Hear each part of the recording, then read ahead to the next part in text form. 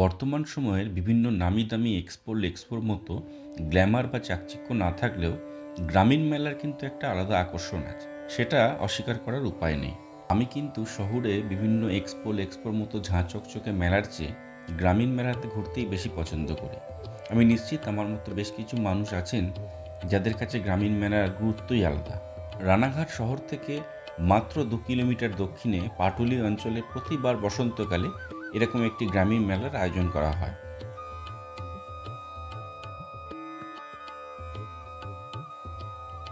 তেমনই হঠাৎ সুযোগ হয়ে গেল রানাঘাটের পাটুলিতে এরকমই একটি গ্রামীণ মেলায় হঠাৎ করে ঘুরে আসার। মেলার প্রধান আকর্ষণ একটি নিম গাছ। সেখানে সকলেই পুজো দেন, প্রার্থনা করেন, আবার অনেকে মনস্কামনা পূরণের লক্ষ্যে মাটির ঘোড়া নিম গাছের ডালে বেঁধে দেন। সেটাই রেওয়াজ।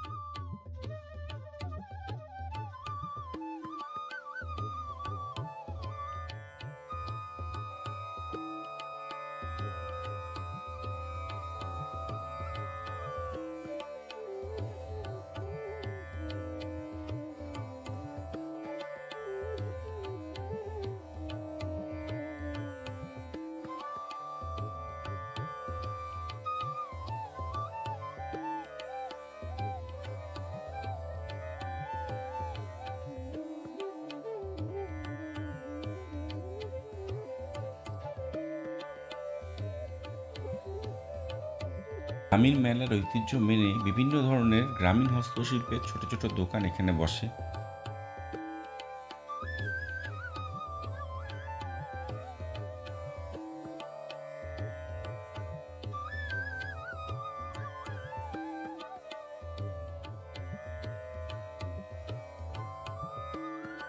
মাটির বাসন, মাটির খেলনা থেকে শুরু করে দা, কোদাল, বঁটি, কাঠের আসবাবপত্র, কাঠের খেলনা সামগ্রী সহ একাধিক জিনিস এই মেলায় কিনতে পারবেন।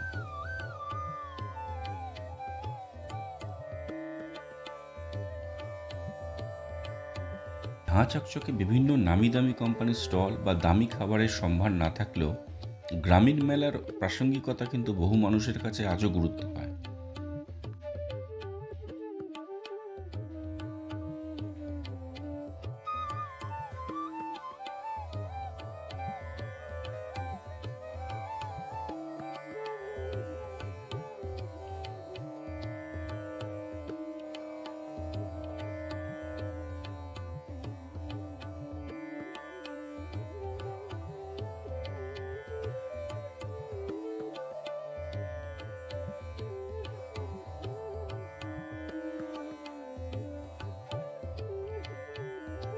ধর্ম নির্বিশেষে বিভিন্ন সম্প্রদায়ের প্রচুর মানুষ এই মেলায় ঘুরতে আসেন।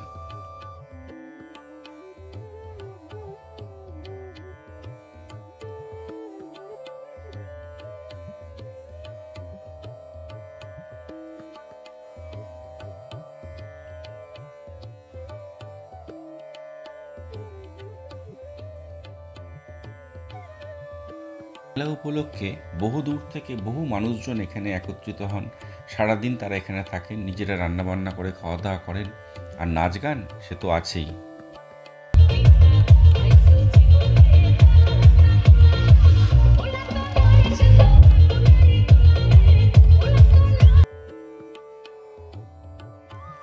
হরেক মাল, এই কথাটার সাথে আমরা অনেকেই পরিচিত। আগে পাড়ায় পাড়ায় হকাররা ফেরি করার সময় হরেক মাল কথাটা বলে হাঁকতেন।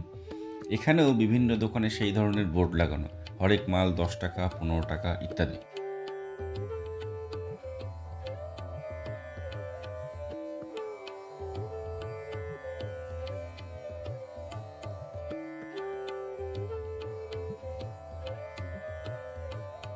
মেলায় ঘুরবো আর জিলিপি খাবো না, সেটা কি হয়?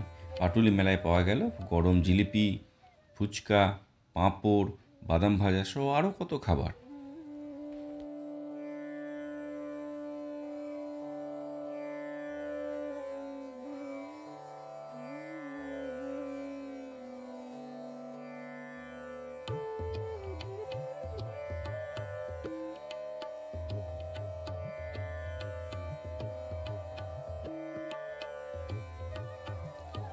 আমি আমার মেয়েকে শহুরে মেলা অর্থাৎ এই এক্সপোর পাশাপাশি এই ধরনের গ্রামীণ মেলাতেও নিয়ে যাই। উদ্দেশ্য একটাই, শহুরে চাকচিক্যের পাশাপাশি সাদামাটা এই গ্রামীণ মেলাতেও অনাবিল আনন্দ ও যেন উপভোগ করতে পারে।